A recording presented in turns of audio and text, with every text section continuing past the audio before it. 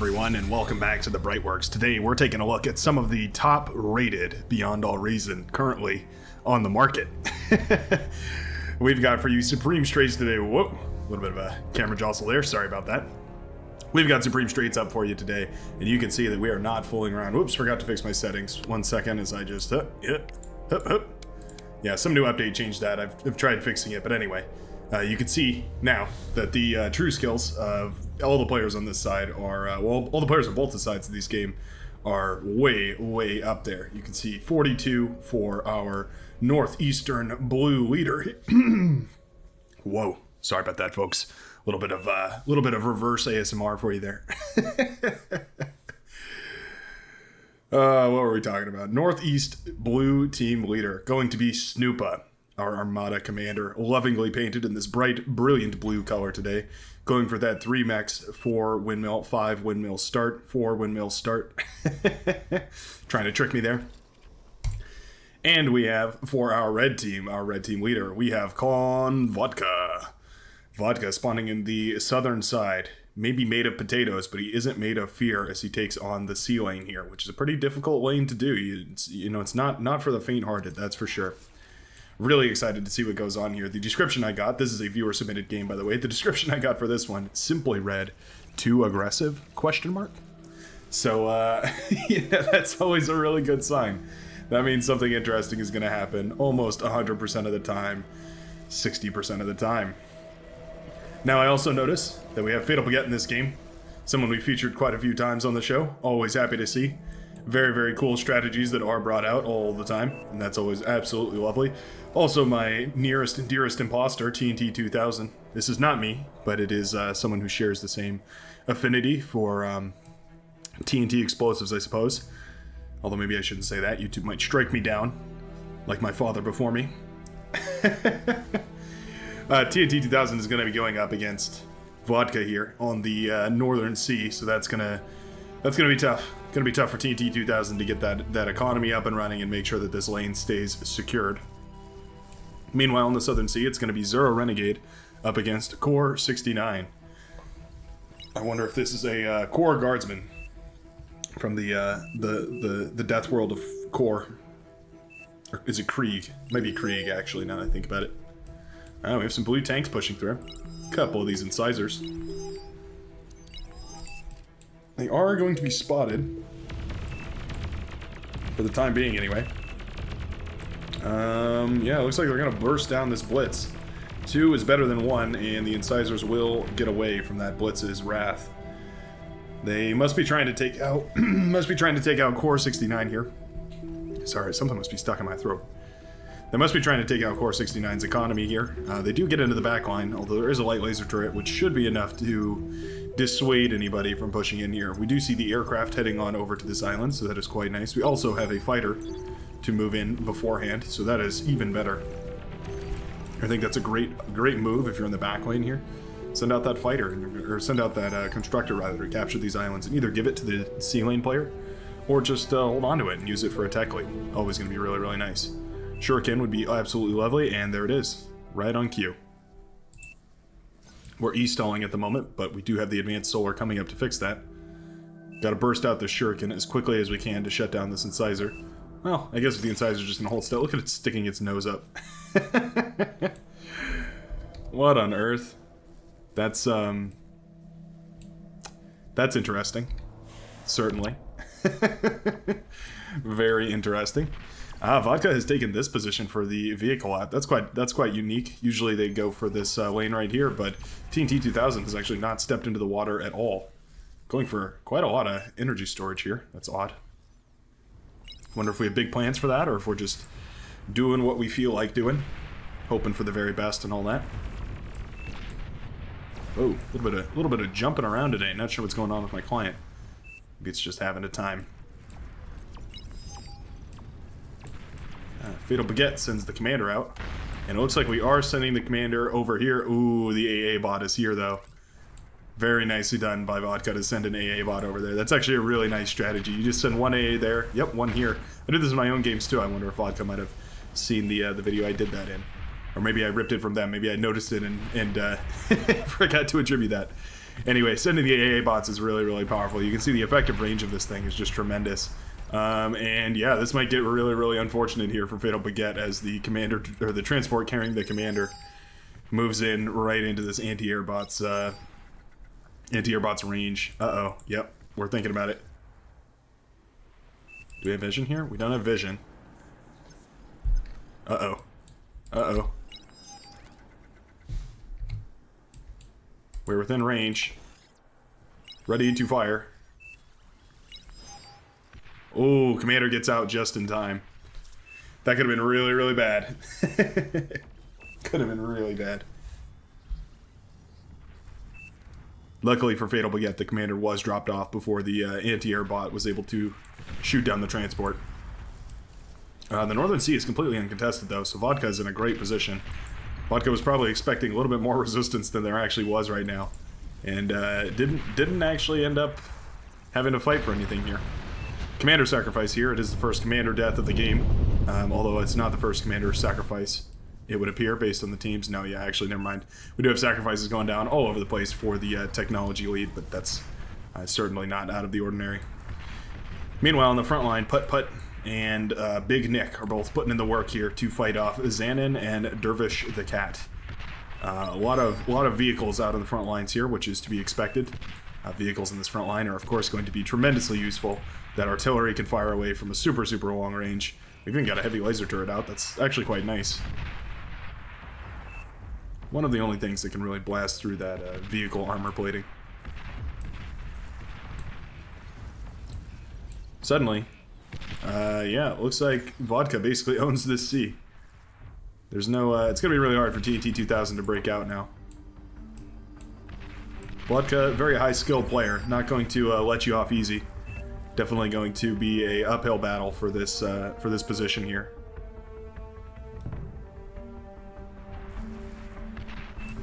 We do have T2 coming out as well.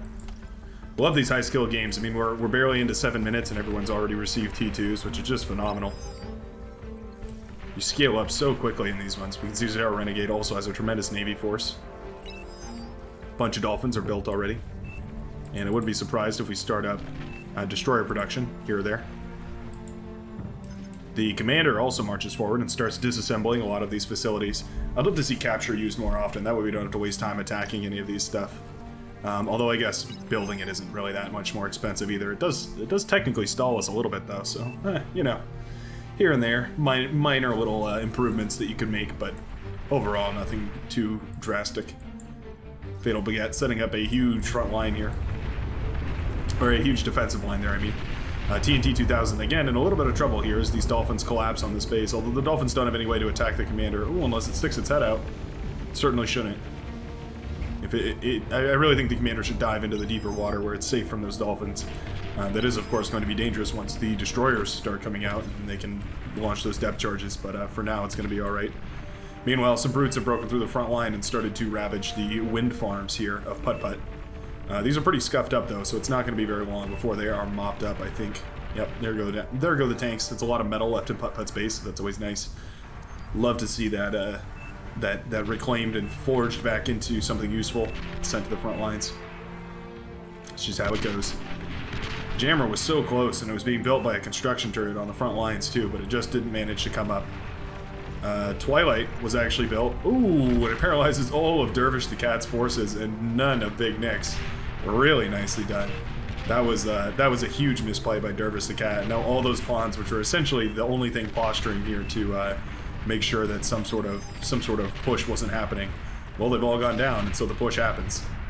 Now a bunch of artillery are going to have to pay for that as well. Missile trucks are going to start firing as best as they can, but they really don't do much against the armor of those tanks.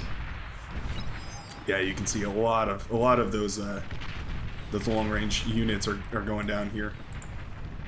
Oof, that hurts pretty bad. And now these tanks are in the back line, and what can you do about it? There's nothing. We don't really have the units to counter this at the moment. We send the constructor, the brave T1 construction bot, doing his duty. I'm doing my part, as they say. Yep, turn down the windmills here. Pitbull is about to come up. 3, 2, 1, and Pitbull is done, and it's going to start working on these tanks. Going to get much better effect than most other things over here were. any of these missile trucks or anything like that. But yeah, this entire lane is open, and I would love to see some aggression through here. I think we should just start funneling units as quickly as we can at the moment. This pit bull is the only thing that's saving the blue base, but it's not going to save them if units push around this western side rather and into the base this way. Meanwhile, Navy for Vodka is looking extremely strong. Fatal Baguette still fortifying his little island over there. We've got a push of Dolphins, but it's shut down by a couple of Shuriken that were built on the mainland and sent over to Core. Core is up to T2 at now, actually, so that's quite nice. Yeah, that T2, it can definitely turn the tide here. If we could build some submarines, I would really love to see that. We do have some hover tanks coming across, actually. Submarines are not going to be too tremendously effective against those, although the Shuriken definitely will be. Since we have the skater out here, I think we should pull the Shuriken back, and we should use them to stop this hover tank push that's coming in hot, hot, hot. I bet on red team winning. Taking bets in the chats here. Dervish the Cat is forced to rebuild from the ashes. We need to reclaim here, though. Oh, there we go. Yeah, we need to go reclaim something. Otherwise, we're not going to have the metal to fund this for quite some time. Especially if we're just going to keep building out of this bot lab here, this vehicle lab rather. Those Shuriken do eventually find their hover tank prey. Well, hover tanks are actually taking out the Shuriken. Look at that. Wow. That's, I didn't expect that. Didn't expect that at all. The T2 facility is out. We are not producing units for some reason. We are not producing...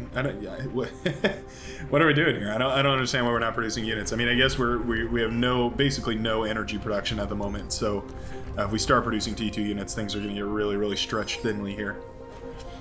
Yeah, you can see we're taxing our economy pretty badly just building out of this lab on its own. So I guess get a construction ship out, or maybe some resurrection subs. We're starting up a Gorgon. We've started up a Paladin here. I think we're a little unfocused. I would like to see maybe 1 or 2 of these things happening rather than all 3. Hover tank does make it into the back line. Looks like Teddy Petty, wow, actually down to 0%. And very, very, very rough looking there. Gunslingers are out from our blue player here, Snoopa. And gunslingers are a pretty great option here, especially on the front lines against those medium tanks. They can do quite a lot of damage. And they can get into a fight, get out of a fight, and come back for more whenever they're ready. So I quite like to see this. This is a great option for if you're going up against vehicles. Take notes, Armada players, if you're looking for a way to counter those T1 medium tanks, this is a good option. Those attacks also have a little bit of impulse on them too, so they do stun vehicles that they're pushing into. Fiends are out now, and those are also a good option for roasting these vehicles. I mean, Fiends are just all around a great option. They do a ton of damage to anything that they shoot at. Gunslingers are great for a lot of technical reason, but the Fiends are great because it's just damage, right? So hard to go wrong with that. TNT 2000 in a terrible position here. We do have these resurrection subs trying to piece together all these ships that are lying at the bottom of the ocean. So, oh, we have a heavy laser turret that was actually built offensively here to contain TNT 2000. I believe you can shoot these with torpedoes, so yeah, submarine is a pretty good idea. I like what we're doing here. We do need a construction ship in order to increase the build power around this facility. But at least for now, we're looking pretty good. Vodka is actually going to land the commander on the beachfront. Very risky. We do have fighters in the air, but luckily it looks like they haven't spotted this. Now, do we have radar vision? We do have radar vision here, but we don't see exactly what actually has been going on over here. Now the commander starts moving forward. What are we going to go after? Could go after the geothermal. That's an obvious target here. That's going to be a majority of the economy for the blue player here.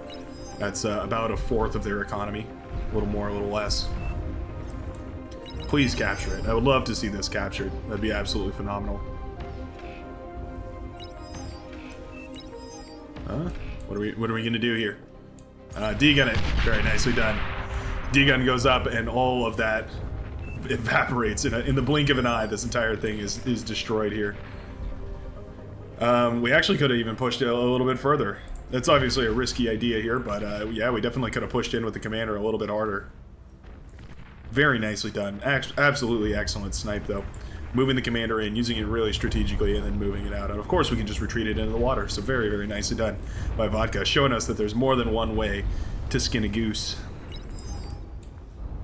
Meanwhile, Teddy Petty has taken over this facility here, which I think belonged to somebody else, but they have since resigned. I'm guessing it was Core 69. Core 69 has decided to abandon the match here. Decided this was way too hard, not what they were bargaining for. And Teddy is going to be more than happy to eat up the remains of that T2 lab. Very, very expensive stuff.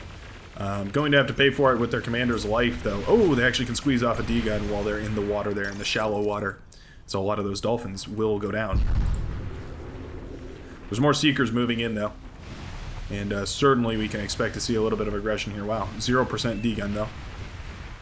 The problem is the D-guns aim on... They ride the surface, or the bottom of the water, right? They ride the coast, or the shore, I guess you could say, the seafloor. And when they do, they go underneath the ship, so they actually don't hit anything. Really unfortunate.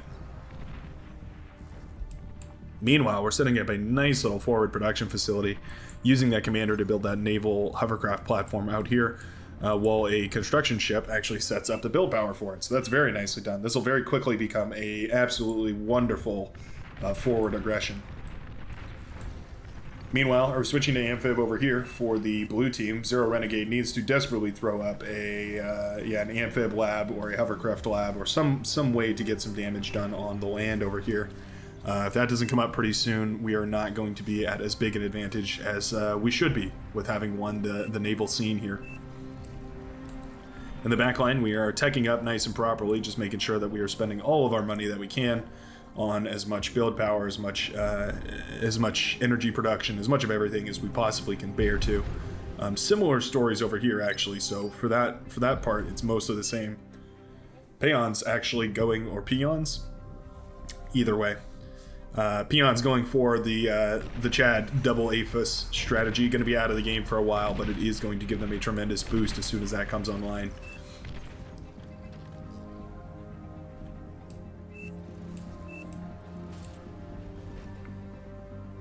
What's the difference between a snow pea and a chickpea?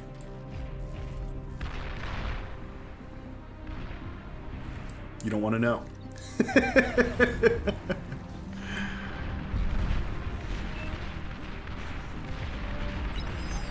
We have a little bit of aggression here on the front line, melting down a couple of these T1 defenses with the Mauser ultra-long range artillery vehicles, sending out their death balls, their death plasma balls, to destroy all of the units on the front line. Those fiends are not going to stand much of a chance. We do have our hounds in Gauss mode, which is really nice to see. And Gauss mode is very particularly good against fiends and other fast-moving units. Just tends to hit a little bit more. Not a tremendous thing, but 20% more. But that adds up over time, especially with the amount of fiends that we always see coming out here and there. We're going into mass seeker production, which is quite interesting. I don't see why we don't just go for some tanks, hovercraft tanks. I think it would be quite nice. Wow, torpedo bombers here absolutely ravage the dolphins off this coast. A little bit too late. That player has already been wiped out of the Navy, but I suppose it's going to shut down this facility quite quickly.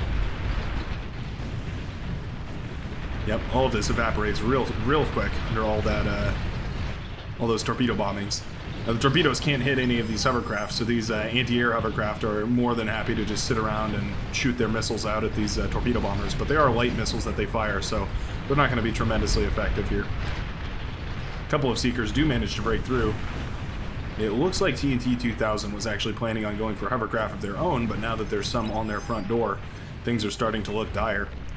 Oh, this would be a really juicy hit if we could get all of these energy converters over here to chain react and light up everything in this area. That would be absolutely beautiful.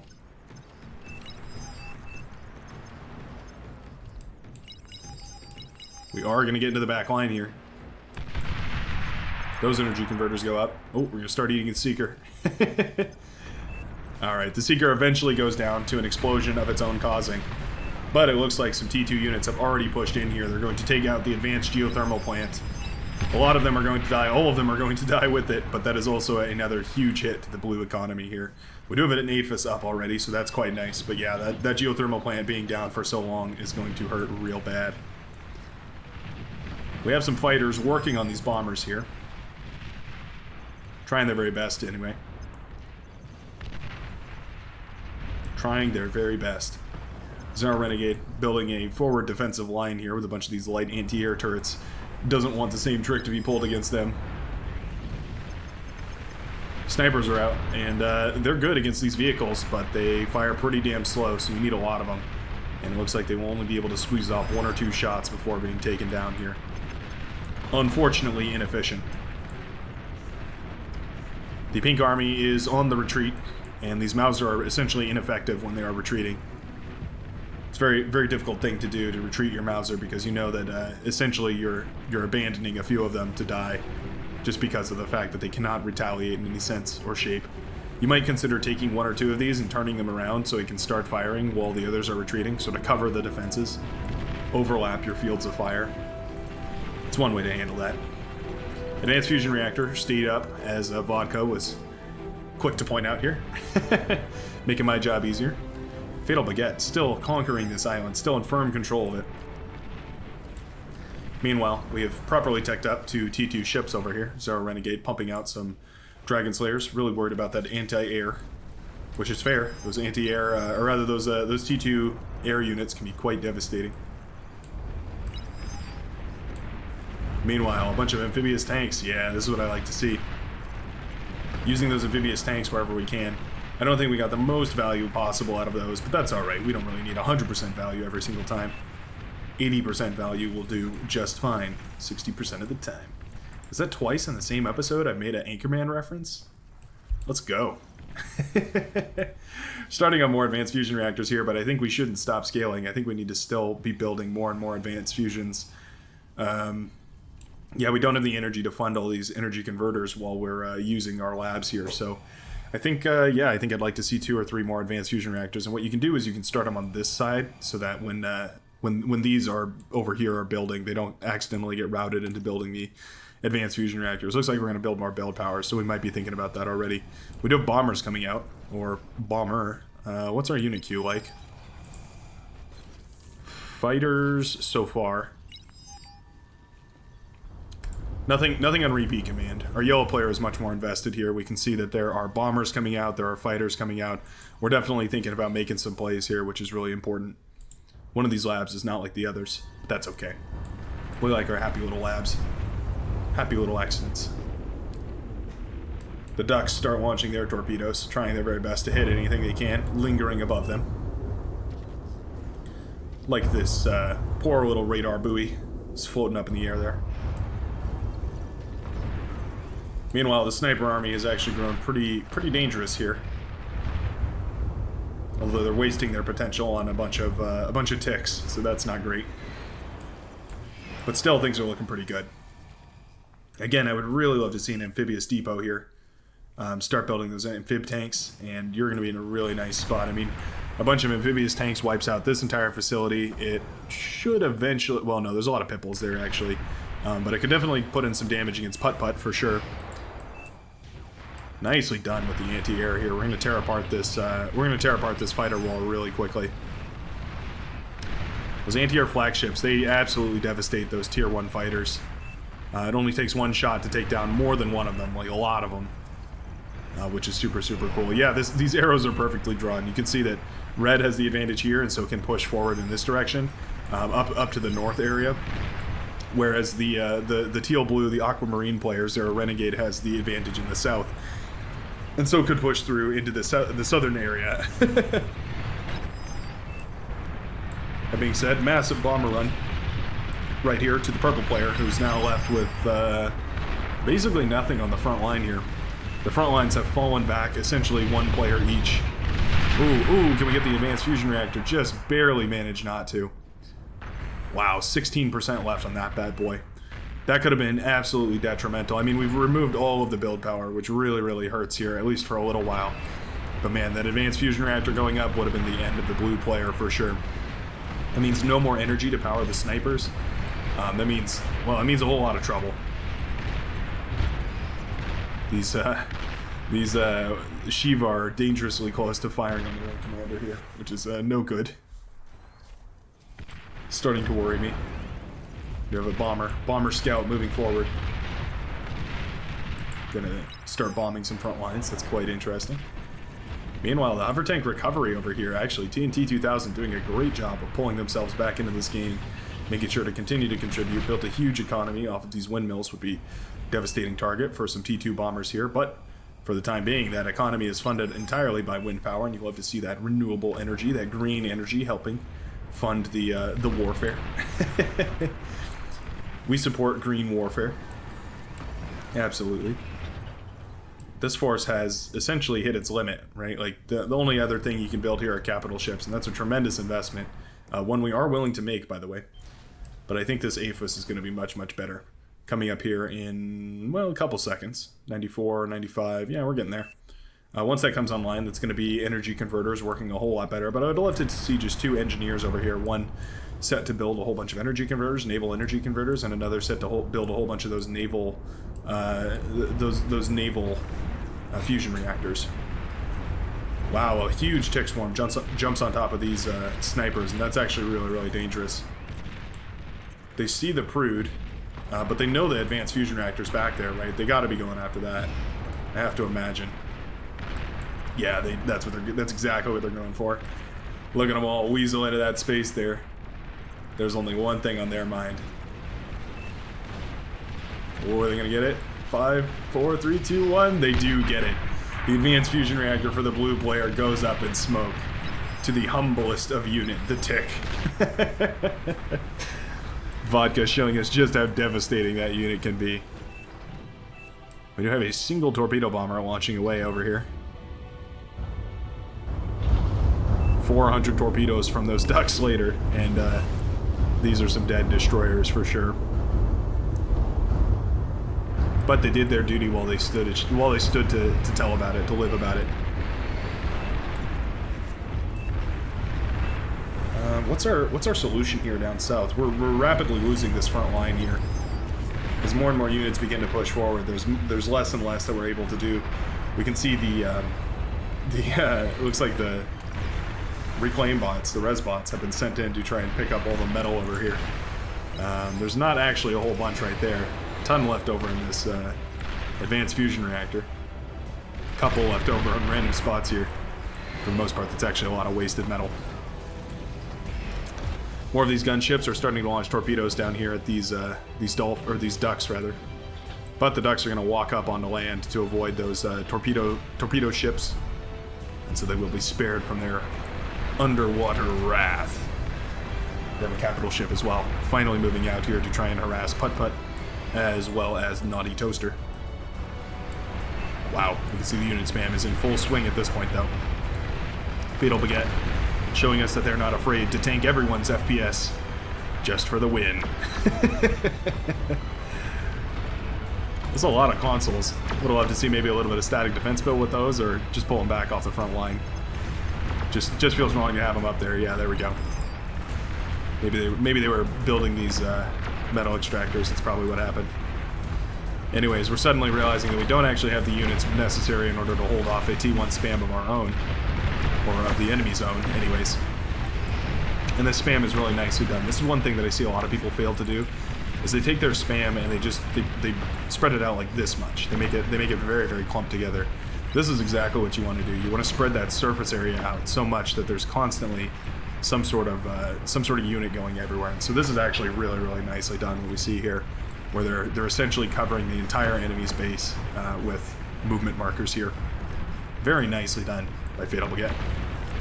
I'm telling you, man, always bringing out some really interesting stuff. Now, Snoopa is not calling it quits yet. They are still in the game. They don't have a constructor, though, so someone's going to have to hand one over at some point. The capital ship isn't going after the base, though. I'm really surprised by that. We have vision over here, maybe. We know where the factory is. We can certainly start getting vision over there. There is a jammer up, so that's why we don't have radar coverage at the moment.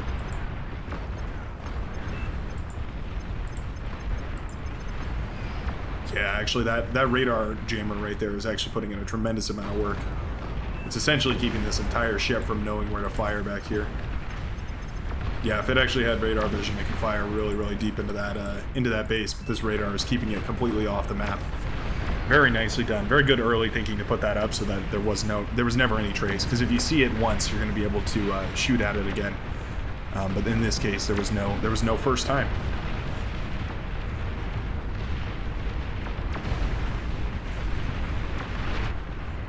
Teddy using both commanders here to D-gun these, and wow, absolutely beautiful D-guns. That was a devastating army that just completely evaporated under those disintegrator rifles. It went from being extremely, extremely dangerous to a non-threat.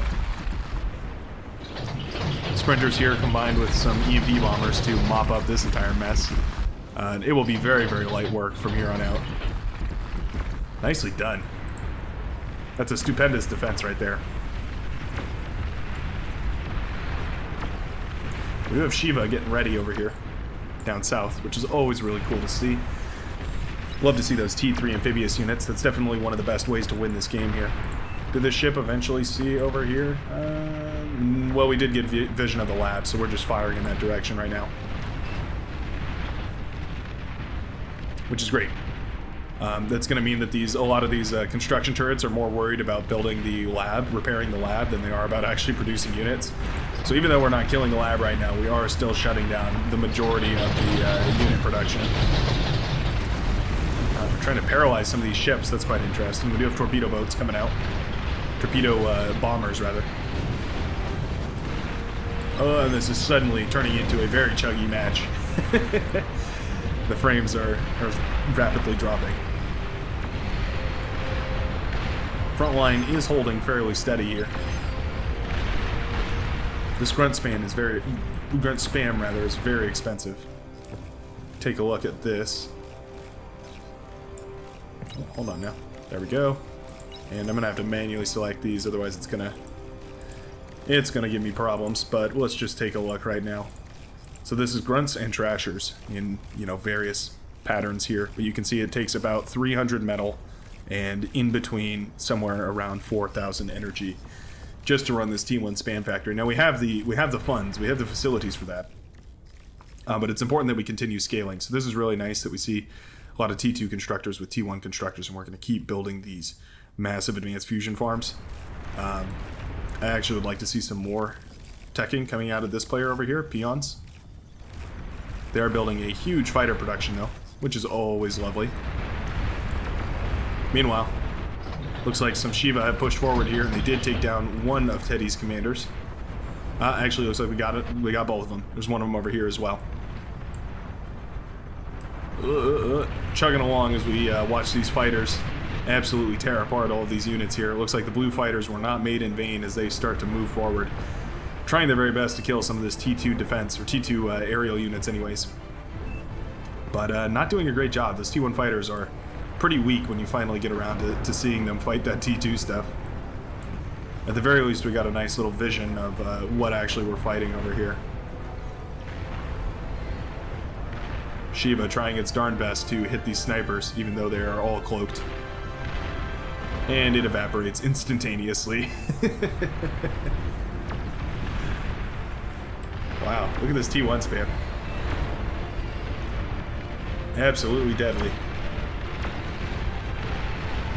The wolves are good because they're strong, but they're not going to be perfect here. Every time that one of these grunts fires on one of these units, it's like a little bit of damage. It's not a lot, but it's a little bit of damage. And grunts are cheap. Damage is expensive.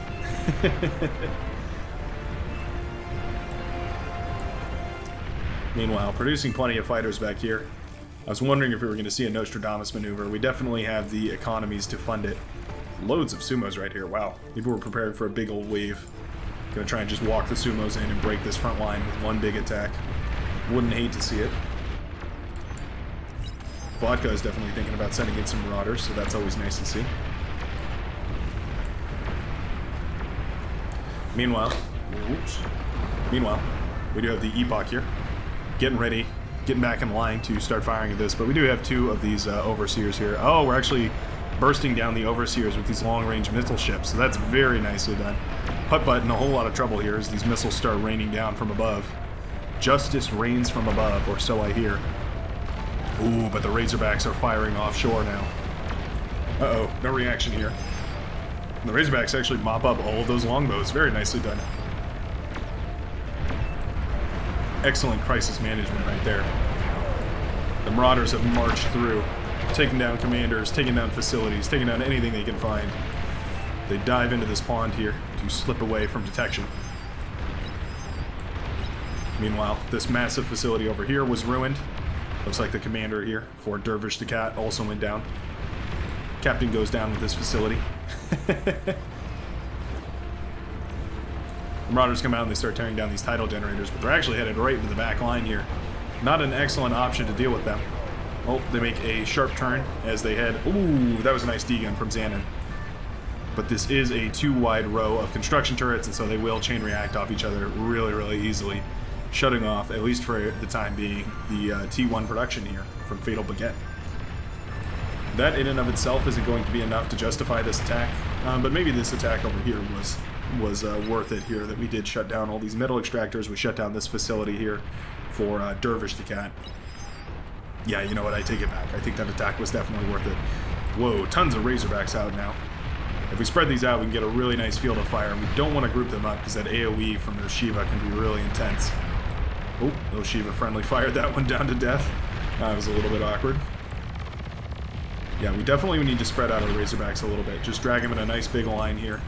The better our concave with the Razorbacks, the better our engagement with the Shiva is going to be, just because of that AoE effect from those Shiva.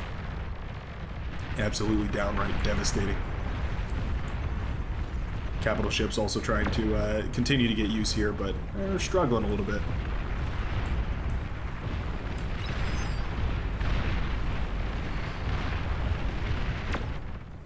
Advanced fusion reactor is so close, 94%. It was a good thing that it wasn't up when the Shiva pushed in, or when the Marauder pushed in, rather. That could have been a nightmare. But now I wouldn't mind seeing it up. All these Razorbacks are getting dangerously close here. There is a Prude. These are the safe geothermal power plant. They explode in a tiny little radius around them. Nothing too bad. You can see that explosion is quite measly. Razorbacks are decent against air, so they actually can take down those gunships relatively easily. Also take down beamers. They can take down anything. Yep, they get to work on those gunships. They can mow them down pretty quickly. You know, they say you should never point lasers at laser pointers at flying planes overhead or anything like that, and I guess that's why. You might accidentally shoot it out of the sky.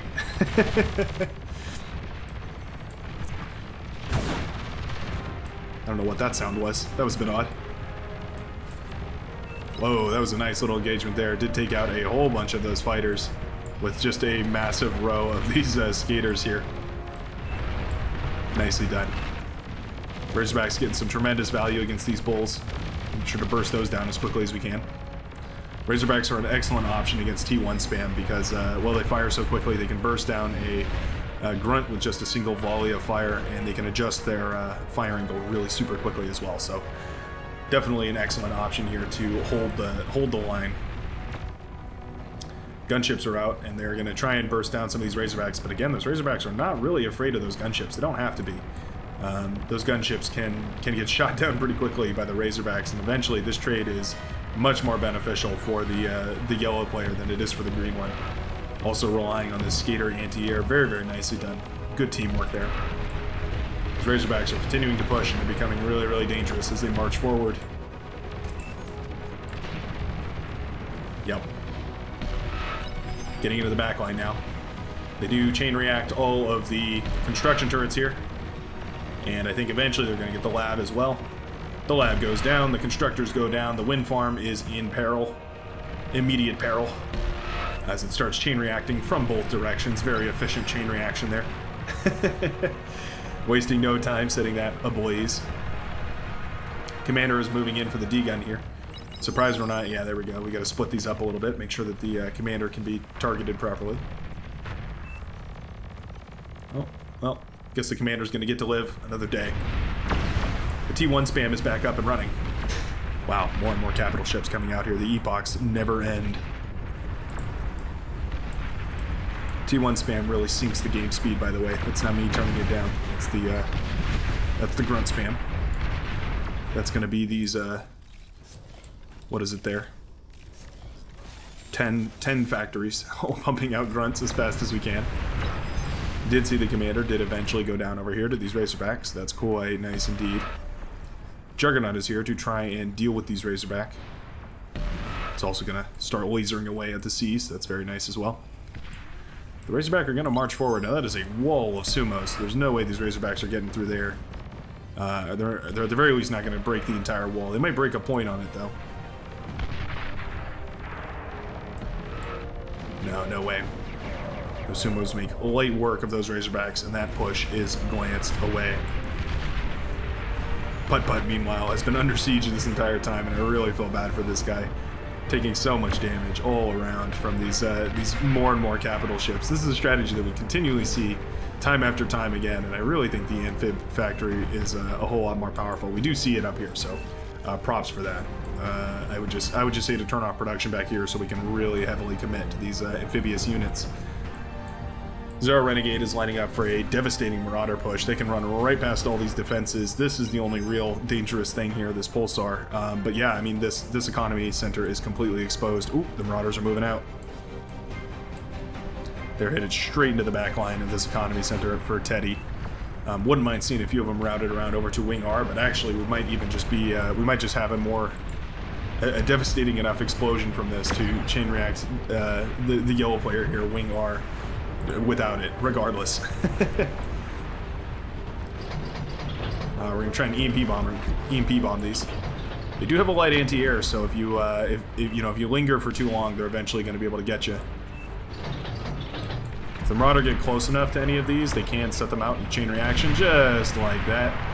And just like that, all of the energy converters light up in a blaze right now. Suddenly, things are not looking very good. Uh-oh, we've accidentally paralyzed our own shield battery as well.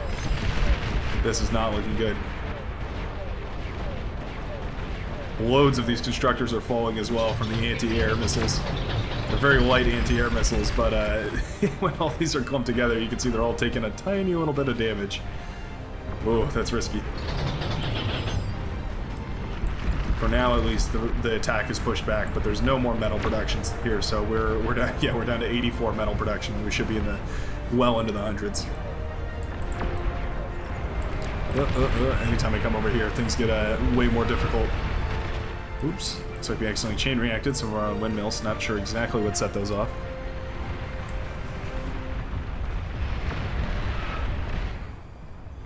Luckily, it doesn't chain react our energy converters, though. That would have been much bigger of a problem.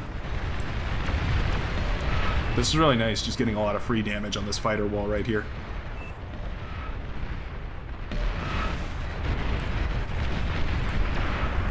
Meanwhile, more and more Marauders are moving in. These ones are headed straight for this production center. That is a lot of plasma deflectors, though, so low chance anyway, fat chance that these are going to actually ever be able to penetrate this wall here.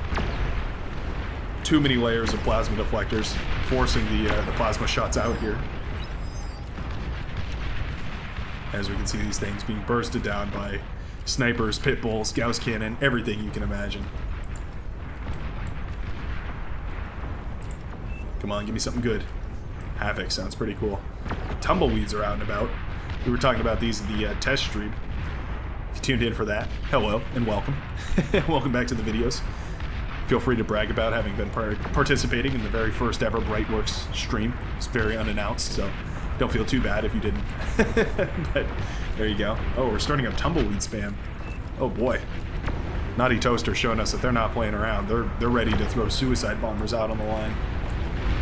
That's a lot of Shivas marching forward. We have plenty of bulls, but those Shivas are accompanied by a Juggernaut as well, and that's kind of the heart of this entire composition. This should definitely be enough to smash through this front line, especially considering how clumped up all of these bulls are here. Shivas are launching their devastating missiles. Oh, there is a Titan that's broken into the back line here. It will self-destruct in order to wipe out everything around it and deny the enemy that wreck, so that is quite nice of them. Meanwhile, more Marauders are marching up this rampway here. There's tons and tons of snipers, though. Every time those snipers fire, it means several of these Marauders die, just instantly. EMP bombers as well, and yeah, this aggression is eventually over. Getting pretty chuggy at this point. This is a devastating push, though. This absolutely has to be killer right now. The Shiva could just waltz forward, and they're going to eventually run into a completely devastated base. We can also see that these grunts are running into the tumbleweeds here and triggering them. It's because these have their fire at will turned on. Tumbleweeds also trigger each other. They detonate and blow up all the tumbleweeds around them. So we really need to spread these out more if we're going to hope for this strategy to work. We really only have to blow up one or two at a time because they're all just they're detonating each other.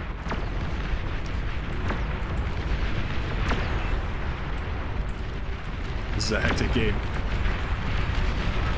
Here we go. Now we have some amphib units coming out. Building a couple of archangels, crossbows, turtles, all sorts of stuff to shut down any airplay. We also have a hovercraft out. I don't know where all these T3 units are coming from. Must be back here. Working on some proper T3, as well as some more economy. That's always lovely to see. We are overflowing tremendous amounts of energy, so I'd love to see some energy converters thrown up. At some point in the backline, you just start producing energy, and you just let your teammates build energy converters. You just don't worry about it. Now the Shiva cannot shoot their plasma wall through these shields, however the missiles will pass right through. And so that is why they're sort of the ultimate siege machine here. They can break these stalemates by just launching their missiles at the plasma deflectors here. Also, plasma deflectors are explosive, so all these are going to be damaged. As soon as one goes up, the others are going to be significantly weakened.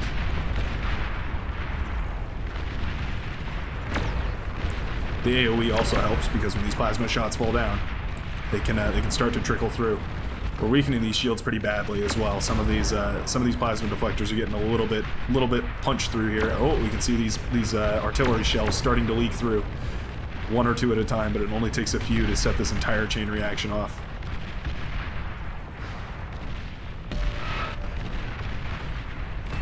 Things are getting desperate. Luckily, the Razorbacks are here to try and save the day. However, it looks like we don't have enough shield here. Despite having, how many shields in total? 3, 6, 7, 8 shields. It's still not enough. Wow. Let's gotta be careful. If any of these hit these tumbleweeds over here, they are gonna self-destruct, or they are gonna destruct anyways, right next to your base. That can be really, really dangerous.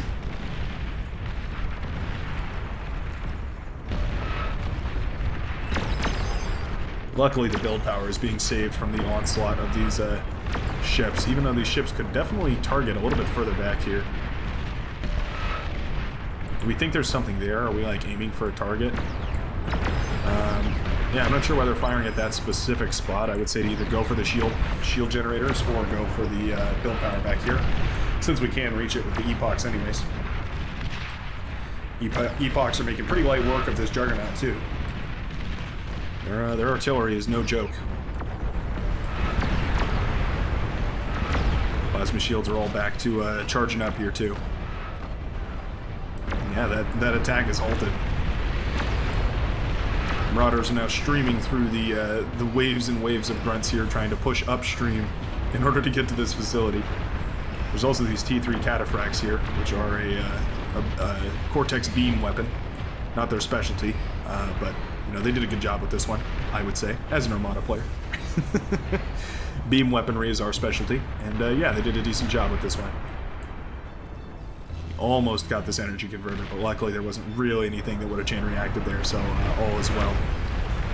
Look at this fighter wall right here. This is absolutely nuts. These are grouped up so tightly. Yep, you shoot one missile in there and all of those are going to die. Oh no, what are we doing? Why are we just flying these over? That's such a tremendous waste of fighters. Look at them all falling down like that. At the very least, it's beautiful. It's like artwork. But man, I don't know why we did that. Whoa, meanwhile this base has been absolutely ravaged. I'm not sure what finally broke this push, but it was probably something like maybe a Juggernaut, or maybe some Shiva, or maybe the flagships just eventually got a lucky shot, but this entire base has been wiped out while we were looking at the other team there. I do apologize. Missed the massive explosion. Oh, we have a Calamity out. It could have been that too. I completely missed the Calamity. Calamity Ganon, at it again. How's the new Legend of Zelda game? I've seen a couple of tidbits of gameplay, but I'm sort of saving the story for myself. Not that that's ever been really my interest in the Legend of Zelda games, but I figure it'll be worth a playthrough. We could fire this Calamity so much further into the backline here. I'm not sure why we're limiting ourselves. Oh, yeah, wipe away some of those units out there in the ocean. Why not? No, just hit A and then left click and do one of those maneuvers, and then just target all those for you, by the way, in case you're curious. Why is this Calamity see-through is the question. Are these on repeat? Huh. Some of them are still building a Calamity. Odd.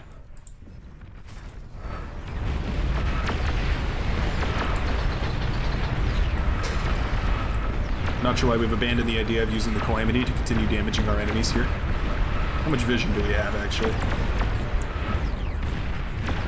Next to none. That makes sense. Yeah, we have basically no scouting information about the entire back line over here. Basically all we know about is this player here, and we can't shoot them. So, yeah, I guess that's fair enough.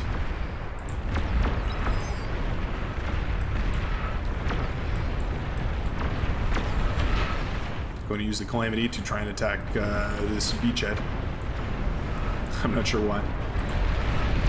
We were trying to hit these capital ships that are a little further back here. Not entirely sure. Juggernauts are stomping through the water, though. Oh, Shiva gets some absolutely devastating hits on all these Archangels that are trying to come out of the water. That really hurts. Titan versus Juggernauts. Who will win? Yeah, it's gonna be the Juggernauts. At some point, you just have to sit back, relax, and enjoy the spectacle. The pure scale. There's a lot of Shivas per second. That is a crazy Shivas per second rate. Start making behemoths, man. Start walking towards the front. It's going to be about an eternity before they get there, but eventually you're going to have what it takes. Oh, interesting. We built a forward Calamity over here. Thank goodness, because that's one way to end this game. Whoa! Couldn't even zoom in over here because of how laggy it was. That explosion tanked the frame rate for a second there. Looks like we finally broke this line over here. Managed to sneak some shots through and kill this base. Teddy is essentially wiped entirely out of the game. We're left with just a T3 gantry, but that's not really going to be enough to produce anything meaningful here. Meanwhile, this Calamity is up and running. And what are we shooting at? Oh, it's just free fire in here. I'd love if we could point this into the base. Some of these shots are getting pretty close.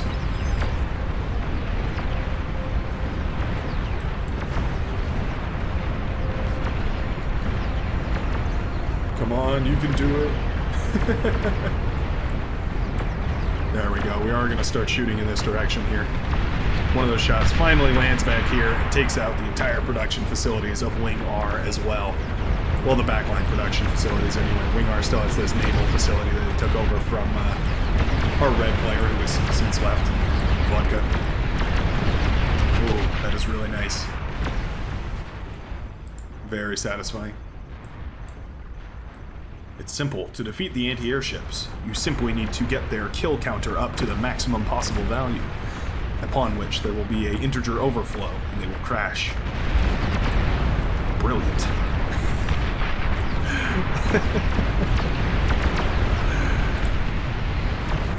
Yeah, we really need to just target the backline facilities here. These games swing, and they end up you end up losing for an hour and a half. It's really, really tough. You fight so hard, and in the end, it doesn't even matter. Juggernaut's trying its best, though. The Bad Brothers are marching forward, though. They're going to try and save the day. Meanwhile, this Calamity is being used to great effect to dismantle a lot of the front line over here. Just firing at whatever we can. Always a great option. Take some free hits.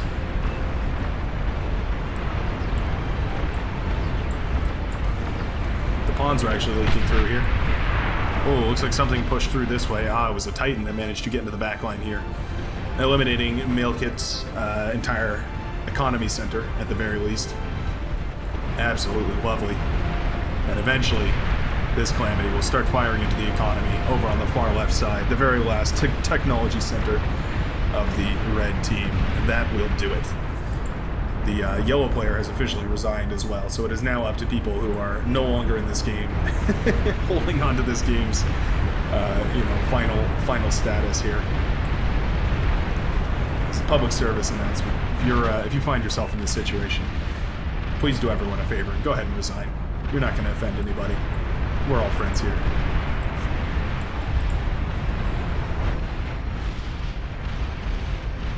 There goes Big Nick.